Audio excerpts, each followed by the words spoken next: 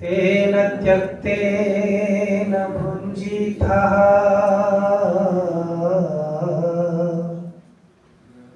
मा गृधः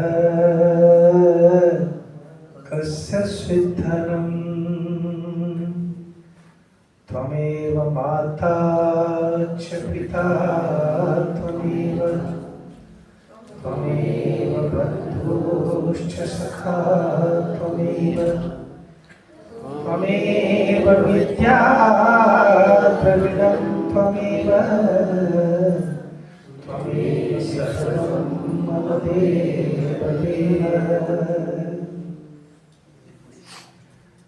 मेरी जिंदगी की नौका के पतवार है, हे प्रभु बस तू ही अब मेरा प्यार है।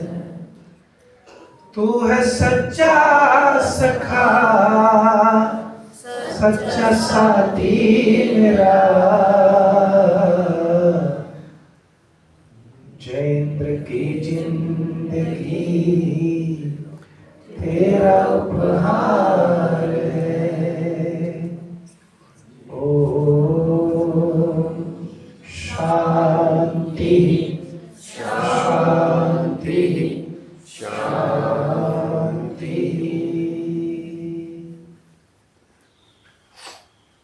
धीरे से आंखें खोलो और थोड़ा चेतन होकर के बैठो। उपस्थित भद्र पुरुषों वंदनीय मातृशक्ति,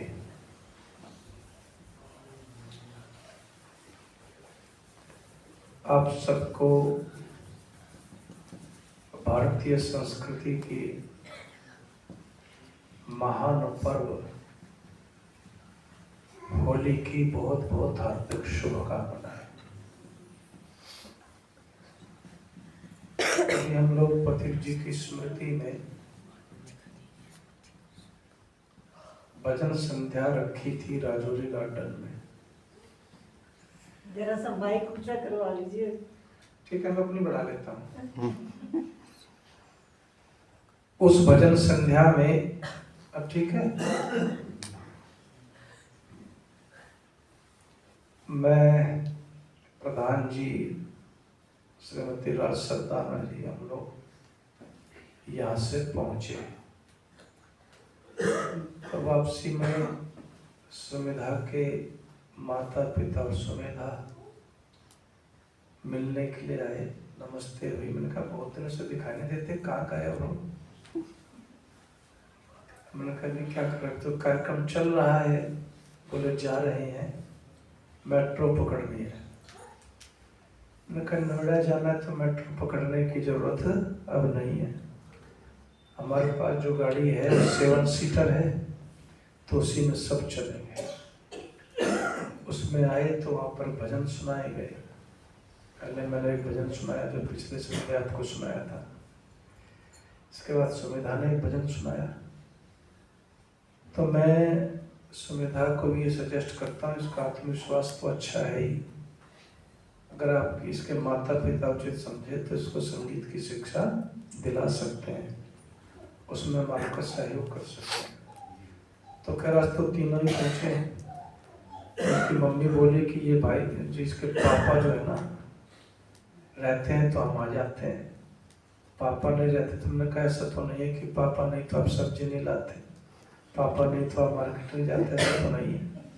जब सारे काम कर रहे हो तो सत्संग की छुट्टी पापा के नाम पे काहे कर रहे हो? वो मना करते हैं क्या? है मना नहीं करते। तो वो तो कह रहे थे मेरे सामने की जय करो, ये बिल्कुल गलत बात है आपकी। तो खैर आज तो छुट्टी पड़ी थी होली की, तो तीनों आए और गीत आपने इनके सुनी है। जो उन्होंने गीत गाया बड़ा श्रम साध्य गीत है। मेरे ईश्वर तुझे नमन है मेरा। कोई कॉमन आदमी उसको इतनी आसानी से नहीं गा सकता, उसके अपने उतार चढ़ाव है, भाव है। लेकिन बहुत अच्छा सुमेधा ने वो गीत गाया, अपने पुरस्कार दिए ही हैं। उसमें एक लाइन थी कि अब तो कुछ है जयेंद्र तू ही समझ, प्रभु समझाता है इशारों में।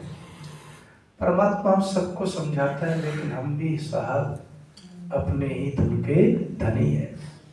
न हमें परमात्मा की सुननी, न किसी और की अच्छी बात सुननी, हमें तो वही करना है जो हमने ठान रखी है।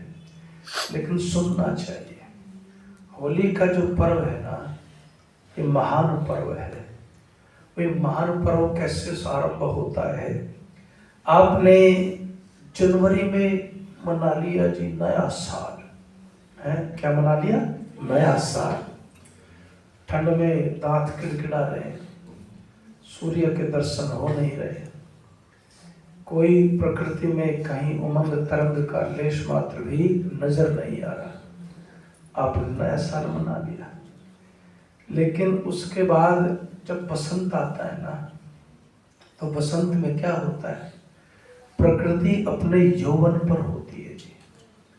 पक्षियों ने भी अपने पुराने पंख छोड़ दिए होते हैं, नए पंख निकलते हैं पक्षियों के भी, और नए नए पल्लव निकलते हैं जी।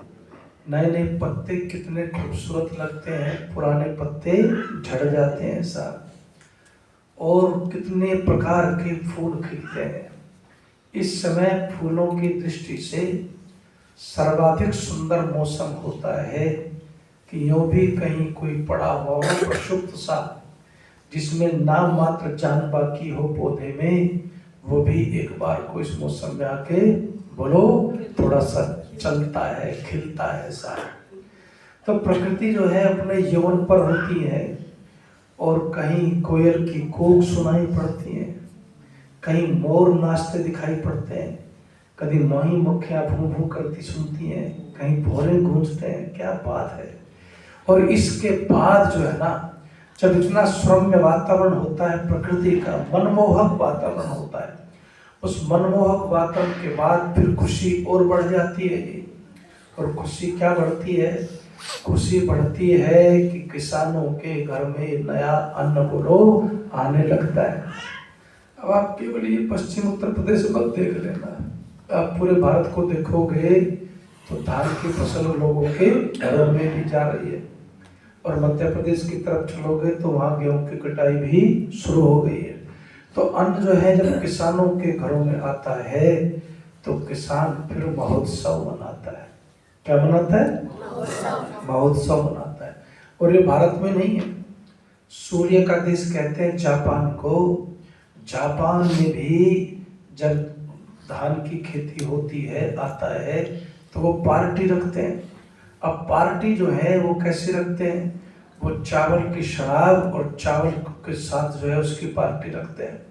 अब शराबी तो हमारे देश में भी, अगर बोलो तो डर का है, कम नहीं रह गए हैं साहब। नाम ही है विदेशों का। यदि आप आंकड़े देखेंगे तो यहाँ शराबी जो है सबसे ज्यादा होंगे साहब। अब एक बात बताइए, होली का भांग से क्या लेना देना? एक बार हम जो है जब गुरुकुल कांगड़े में पढ़ रहे थे, एक भोला भाला ब्रह्मचारी था, एमए में पढ़ रहा था, वो चला गया कहीं ऐसी पार्टी में, और ब्रह्मचारी ने तो कभी बेचारे ने इलायची भी नहीं खाई थी, नशा खाया करता वो। उसको किसी ने पकोड़े भांग के खिला के और भांग की वो ठंडे ही पिला दी। अब ब्रह्मचारी फिर झूमता, तीसरी मंजिल पर हमसे ले गए, कभी कहता है मैं यहाँ से नीचे कूदूंगा, कभी कुछ कभी कुछ। मैंने कहा यार तुम हमारी जान को और आफत तेरी पहरेदारी पूरे दिनों कौन करेगा? मैंने कहा बंद करो अंदर है। हमने कहा पढ़ के सोया, दही वही खिलाई। हमने कहानी पढ़ रखी थी ऋषिदान के उसमें कि भाई दही जो है वो नशे को थोड़ा शांत करती है, क्योंकि स्वामी जी ने लिखा है ना कि मुझे भी भांग पिला दी किसी ने और पढ़ा रहा। मैं आया था वो वहाँ, भांग के पता नहीं क्या पकौड़े ले आया चढ़ाने के लिए, वो मुझे खिला दिए। कहते हैं फिर किसी ने दही दी, दही बहुत खट्टी थी लेकिन वो पी ली, उससे थोड़ा शांत हुआ मामला। तो ये जो नशा है ना, ये नशा जो है जीवन को बर्बाद कर देता है। और लोग बाकी सोचते हैं कि होली कैसी अगर बोतलें ना खुली, होली कैसी अगर भंग का रंग न चढ़ा। कितने फिल्मी गाने हैं जो इसी पर बन गए साहब कि भंग का रंग चढ़ा तो ये हुआ तो वो हुआ। लेकिन एक बात मैं आपको आज समझाना चाहता हूँ, जीवन में प्रत्येक व्यक्ति को ये सीखना चाहिए। कई बार लोग ये कहते हैं कि जी इंसान का जन्म एक ही बार मिलता है, पता नहीं जो भी करो सब मौज ले लो। क्या कर लो? मौज ले लो। मौज का कुछ पता नहीं भाई है। मौज लेने के चक्कर में ऐसा होता है कई बार कि मौज से इंसान दूरी होता चला जाता है। तो जीवन में नशे का कोई संबंध नहीं, होली से कोई लेना देना नहीं, कुछ मतलब नहीं। प्राचीन काल में किसान जो है उत्सव मनाता था, तो किसान के यहाँ एक परंपरा थी, आप भी जानते हैं, कि वो पैसे नहीं देता था। नाई जो उसके यहाँ बंधा हुआ होता था, हम तो देखते थे, अभी तक भी हमारे पिताजी रहे तो काम का नाई घर पे आकर के उनकी दाढ़ी धूड़ी दूसरे तीसरे दिन बना के जाता था, और उसको भूसे की गठरी, उसको गेहूं की जो है कट्टे, जो भी देना है उसको अन्न के रूप में दिया जाता था। क्योंकि सबसे पहली आवश्यकता क्या है दुनिया में? अन्न है। जब कोरोना चला ना जी, तो लोग फ्लैट छोड़ छोड़ के भागने को तैयार था। कई तो बेच के गांव में ही चले गए, बोले छोड़ो ही झंझट को जी है। उस समय लोगों को क्या लगा, कोई पैसे की, मैंने अपनी आंखों से देखा, हॉस्पिटल में गए थे, पैसा जितना मर्जी ले लो, ऐसा लग रहा था पैसे की कोई कीमत नहीं साहब, कुछ कीमत नहीं। जिंदगी की कीमत है, और जिंदगी के लिए सबसे ज्यादा जरूरी क्या है? अन्न है। उस समय भी क्या लगाए गए? लंगर लगाए गए। लगाए गए कि नहीं लगाए गए? उस समय भी लंगर लगाए लोगों ने, और सरदारों ने तो लंगर भी लगाए, और उनको चेतावनी मिली, आप गुरुद्वारा में भीड़ इकट्ठा कर रहे हो। बोले भीड़ नहीं, बीमार है, और बीमारों की सेवा करना हमारा कर्तव्य है साहब। तो अन्न जो है किसान उत्सव मनाता है, और वो अन्न जो है ये तो विकृत रूप में चल पड़ी कि गांव में तो उपले लगा लेते हैं। खैर गोबर के उपले, ये जो कूड़ा करकट शहर में इकट्ठा करते हैं ना, इससे तो फिर भी बेहतर है। लेकिन हमारे ब्रह्मचारी जो है ये सामग्री लेकर के जाते हैं, मंत्रोच्चारण करते हैं। हमारे यहाँ सामने जो होती है ना, सब ब्रह्मचारी वहाँ पहुँचते हैं, तो मंत्रोच्चारण के साथ 8-10 किलो सामग्री जो भी हमें दावती देनी होती है आहुति दे देते हैं कि चलो कुछ न कुछ तो उसका संतुलन होगा साहब। तो कहीं पर भी ये विधान नहीं कि लक्कड़ जला करके, उपले जला करके, बिना यज्ञ के आप होली मनाएं। होली जो है ना वो यज्ञ के माध्यम से मनाई जाती है, और यज्ञ में अन्न को भुना जाता है। मैंने यज्ञ में तो नहीं भुना, लेकिन जब खेतों में जाते थे और चने की खेती होती थी, चने की खेती में उसको होलक लगता है, चने के ऊपर क्या लगता है? होलक, जिसको होला कहते हैं, होले कहते हैं। उसको भून करके मैंने बहुत खाया सर, उसको भून करके बहुत खाया। आप कोई भी अर्ध पका हुआ अन्न भून के खाओगे वो बहुत स्वादिष्ट लगता है। जैसे कचिया मक्का आप भून के खाते हैं कि नहीं, वो बहुत स्वादिष्ट लगती है। तो चना जो है जब तक हरा हरा होता है उसको उसी के साथ भून लेते थे, तो चना ही रह जाता था, ऊपर वाला उड़ जाता था। कितनी बढ़िया उसकी विधि है। ऊपर खोल गया होला जो है। और फिर होले के लिए भाव प्रकाश में क्या लिखा है? होली के लिए लिखा है कि ये मौसम आप सब महसूस करते हैं, जानते हैं कि कफ की वृद्धि करने वाला है।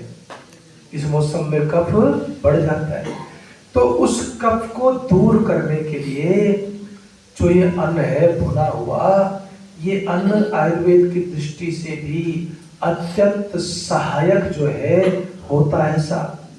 और फिर उत्सव मनाया जाता, तो उत्सव में ये परिपाटी होती थी।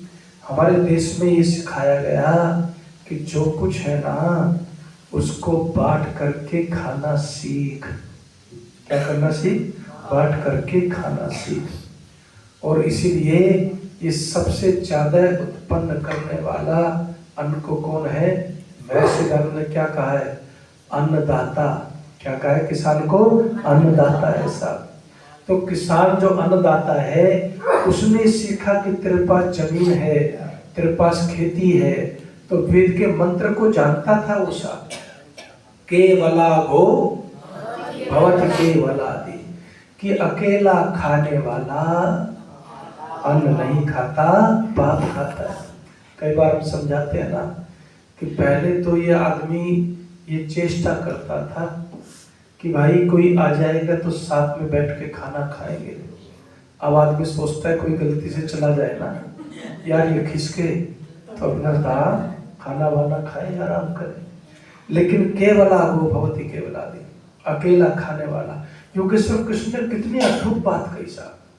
वो कहते भुंजते थे तो हम पापा ये वचन त्याग बकारना, कि जो केवल अपना ही पेट भरने के लिए पकाता है ना, वह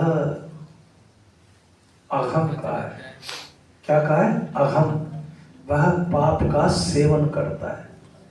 जो न पक्षियों की सोचे, न वृद्धों की सोचे, न अनाथों की सोचे, न किसी और की सोचे, वो क्या खा रहा है? कृष्ण कहते हैं कि वह तो पाप खा रहा है।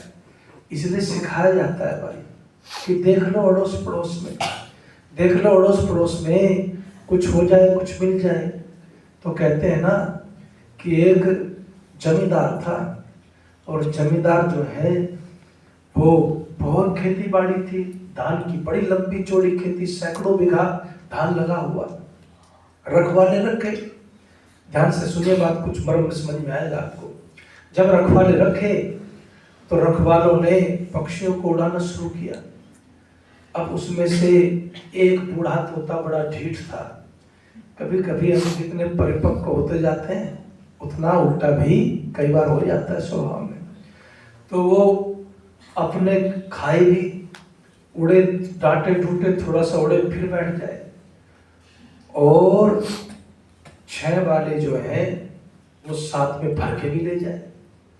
तो कहने लगे भाई, जमींदार से उसके पास शिकायत कर दी कि महाराज ये तोता है और इस तोते ने नाक में दम कर रखा है, ये खाता तो है, उड़ के नहीं देता, न डरता, और ऊपर से 6 वाले चोरी करके ले जाता है। तो जमींदार ने कहा कि बिछाओ जाल। जाल बिछा, और जब जाल बिछाया गया तो जाल में फंस गया। नादान पक्षी था बेचारा, जाल में फंस गया। तो कहा कि तोते तो बड़ा ढीठ है, तो जो है इतना खाता भी है और चोरी करके भी ले जाता है। तो उसने कहा कि महाराज तुझे सजा मिलेगी। जब ये कहा तुझे सजा मिलेगी तो तोते ने हाथ जोड़ के कहा कि पहले मेरी बात तो सुन लो। कई बार हम बात सुनते नहीं और अपने आप ही सजा निर्धारित करके बैठे रहते हैं, इधर उधर की सुन लेते हैं। इधर उधर की सुनेंगे, उसी में खुद परेशान रहेंगे, दूसरे को परेशान करेंगे, यही जिंदगी में चलता रहता है साहब। लेकिन इधर उधर की सुनी हुई बातें अक्सर जो है वो घुमा फिरा के कही हुई, नमक मिर्च लगा के कही हुई, यथा कई बार तो सर्वथा आधारहीन भी होती है। तो इसीलिए जीवन में थोड़ा बुद्धि का प्रयोग करना चाहिए। तो उसने कहा मेरी सुन तो लो, मेरी सुन लो पहले। कि सुना भाई? कहने लगे 2 वाले तो मैं, मेरे घर में मेरी पत्नी है, मेरे बच्चे। अब छोटे बच्चे भूखे रहे और मैं खा लूं तो फिर कैसे चलेगा? जब पत्नी को लेकर के आना, पाणी ग्रहण संस्कार होता है, हाथ पकड़ के, उसमें क्या कहता है? तेरे भरण पोषण की सारी जिम्मेवारी मेरी है। आजकल तो कई निठल्ले लोग ये सोचते हैं कि पत्नी नौकरी कर ले तो घर में ही आराम कर, लेकिन ऐसा नहीं सोचना चाहिए। पत्नी कर रही है, उसकी अपनी अपनी सुविधाएं हैं, लेकिन आपकी जो जिम्मेवारी है कम से कम उसको निभाने के लिए आप स्वयं तो तत्पर रहें। फिर जो है, फिर कहते हैं कि अभी तो 4 और बछड़ी हैं, इन्हें कहाँ ले जाता है? कहता है कि घर में जो है ना मेरे माता पिता हैं जिनका उपकार मेरे ऊपर बहुत है, 2 मैं उनके लिए ले जाता हूँ। फिर पूछा चल अभी भी 2 बछड़ी है। राज खुश हो गया, जमींदार खुश हो गया, मतलब बढ़िया काम कर रहा है यार। बच्चों का पालन नहीं करेगा, संस्कार नहीं देगा तो क्या पड़ोसी देगा क्या? तेरी जिम्मेवारी है बहुत बढ़िया। और माता पिता को नहीं देगा, माता भूखी बैठी रहे, पिता भूखे बैठे रहे। कहते हैं कि जिंदगी में सबसे पहले मेरी माँ जो लाती थी ना, मुझे खिलाती थी। ये ध्यान रखो, माँ अपने हिस्से का खाना भी अपने बच्चों को खिला देती है, अपने हिस्से का स्वाद भी बच्चों को देती है। अपने हिस्से की खुशियां भी बच्चों को देती है साथ। कहा माता पिता, अब समय नहीं उतना इसको विस्तार देने का, अथवा नहीं समय तो भाग ही जाता है बहुत जल्दी। तो कहते हैं माता पिता को खिलाता हूँ, फिर बोला कि और कहाँ ले जाता है?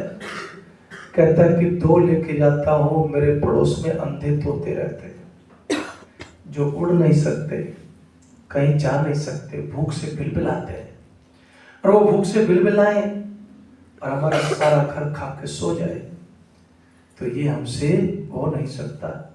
अब आपकी जो इच्छा हो वो सजा दे दो, लेकिन मैं ये 6 वाले तो मुझे चाहिए ही चाहिए।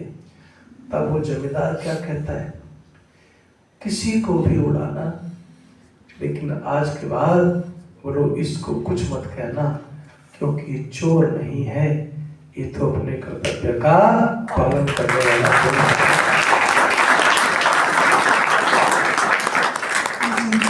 सिखाती है होली। हम गांठे लगाए हैं साहब, अपनी कल्पनाओं से गांठे लगाए। पता नहीं हम इतने बड़े अंतर्यामी हैं कि दूसरे के मन की बात भी, अरे बोलो तो सही, जान लेते हैं और गांठ लगा लेते हैं। किसी ने कुछ कहा नहीं कहा, कहा हो पीछे आगे पीछे, तो मोदी जी के लिए दुनिया पक रही है, फेसबुक पढ़ो, यूट्यूब पढ़ो, क्या क्या पक रही, क्या हो जाएगा इससे? अगर आपके साथ कोई व्यक्ति आपके सामने अच्छा व्यवहार करे, बस अच्छा ही है, बात खत्म करो।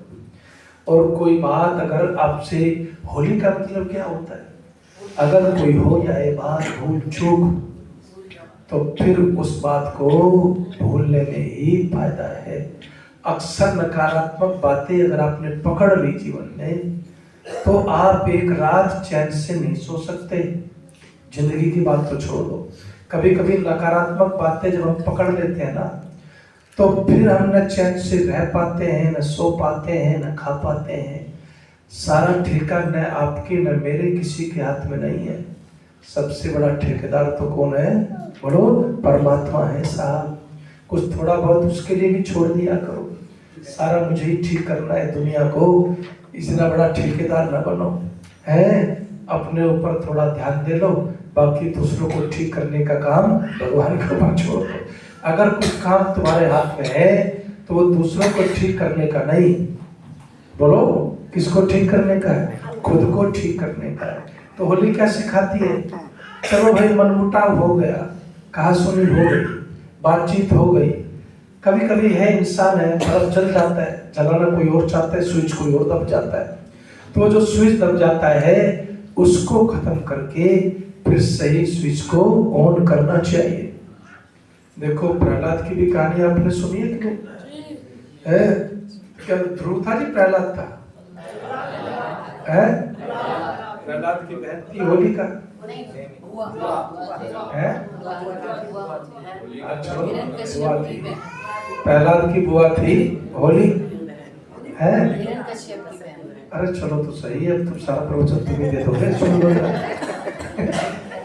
यही तो कमाल है हमारा। तो अब उसको जलाने के लिए कहानी आपने सुनी रखी है सबने, लेकिन इस कहानी को समझ के जाओ। कहानियों से कल्याण हो जाता तो दुनिया का हो जाता।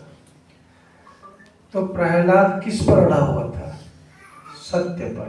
किस पर अड़ा था? सत्य पर। और उसको जलाना चाहता था कौन? उसका पिता, कोई और नहीं, उसका खुद का पिता। और उसने अपनी मायावी बहन को कहा कि तू अग्नि में बैठ जा, तो माया से जीवित निकल आना और ये जल जाएगा। हो गया उल्टा। क्या हो गया? वो जल गई और वो बच गया। इस कहानी में कुछ तत्व हो ना हो, अब बड़ा बात समझना बस, इसलिए कहानी थोड़ा नाम मात्र आपको रखी। इस कहानी में कुछ तत्व हो ना हो, लेकिन एक तत्व है कि दुनिया में कभी भी सत्य को हराया नहीं जा सकता, सत्य को जलाया नहीं जा सकता, धर्म को मिटाया नहीं जा सकता। यह भी यही सिखाती है कि अपने काम पर फोकस रखिए, अपना काम करते रहिए। होलिका क्या करेगी, हिरण्यकश्यप क्या करेगा, असुर क्या करेंगे, जो करेंगे करते रहेंगे। लेकिन इस दुनिया में आपको इस तरह से चलना है। तो होली आपको सिखाती है, बहुत सुंदर बात सिखाती है। और क्या सिखाती है? होली प्रेम सिखाती है। क्या सिखाती है? प्रेम सिखाती है। और यदि आपके जीवन में प्रेम नहीं तो आप इंसान नहीं रह सकते। क्या नहीं रह सकते? इंसान नहीं रह सकते। इसलिए जीवन में मैंने तो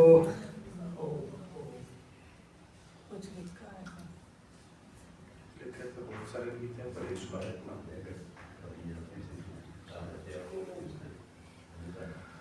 सब मिलके साथ में बोलेंगे। होली मनाओ हिल मिल के, संग रहो सब रल मिल के। बोलो, होली मनाओ हिल मिल के, संग रहो सब रल मिल के, संग रहो सब रल मिल के।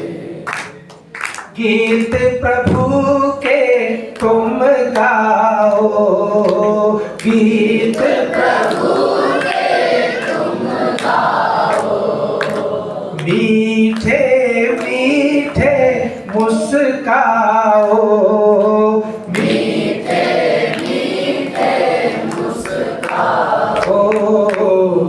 ढोल बजाओ मंगल के, संग रहो तुम रल मिल के। बोलो, ढोल बजाओ मंगल के, संग रहो तुम रल मिल के। और जरा भाव समझ जाओ, होली का मनाना, ये प्रवचन भी सफल हो जाएगा। प्रेम के रंग में रंग जाओ, प्रेम के रंग में रंग जाओ, प्रेम के ढंग में ढल जाओ, प्रेम के ढंग में ढल जाओ, प्रेम के ढंग में ढल जाओ। द्वार खोल दो तुम दिल के, संग रहो तुम रल मिल के। बोलो, द्वार खोल दो तुम दिल के, संग रहो तुम रल मिल के। अब जरा इसको संकल्प के रूप में लेना जी।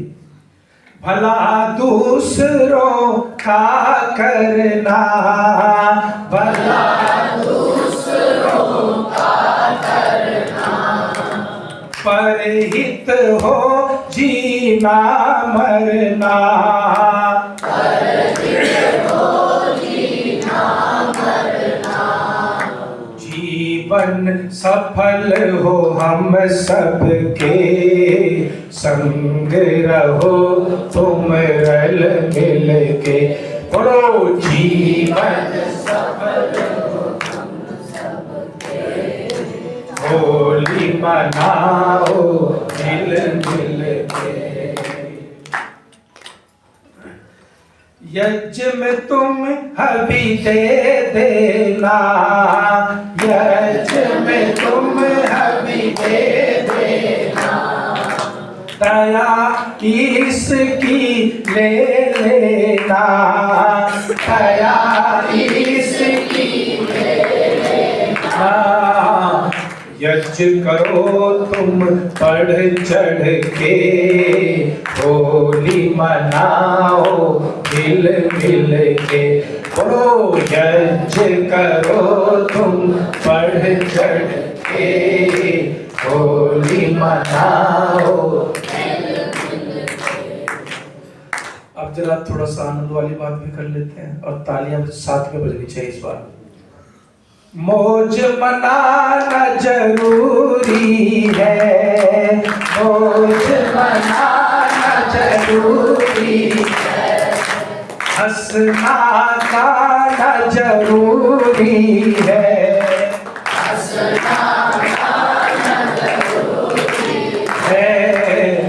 चैत्र कहे गाओ जम के, होली मनाओ गल मिल के। बोलो चैत्र कहे गाओ जम के, संग रहो तुम गल मिल के।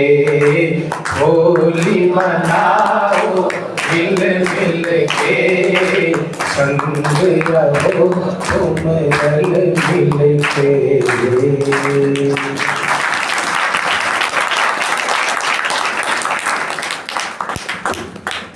आइए, ब्रह्मचारियों के साथ हमने खूब आनंद लिया 2 दिन, खूब क्रिकेट खेली, खूब इनको रंगवाने में तो भी कम नहीं है साहब। आप इनके चेहरे पहचान नहीं सकते थे। अब गुजिया भी खाई, पकौड़े भी खाए, कढ़ी भी खाई, क्रिकेट भी खेले, 2 दिन खूब आनंद रहा। लेकिन अब आनंद से परीक्षाएं पास में है तो परमानंद की तैयारी करो। चलिए, ओम द्यौ शान्ति अंतरिक्षं शान्ति पृथ्वी शान्तिरापः शान्तिरोषधयः शान्तिः वनस्पतयः शान्तिः विश्वे देवाः शान्तिः ब्रह्म शान्तिः सर्वगं शान्तिः शान्तिरेव शान्तिः सामा शान्तिरेधि। ओम शांति शांति शांति। 2 मिनट अपनी जगह बैठे रहेंगे, प्रधान जी आएंगे जय घोष से पहले।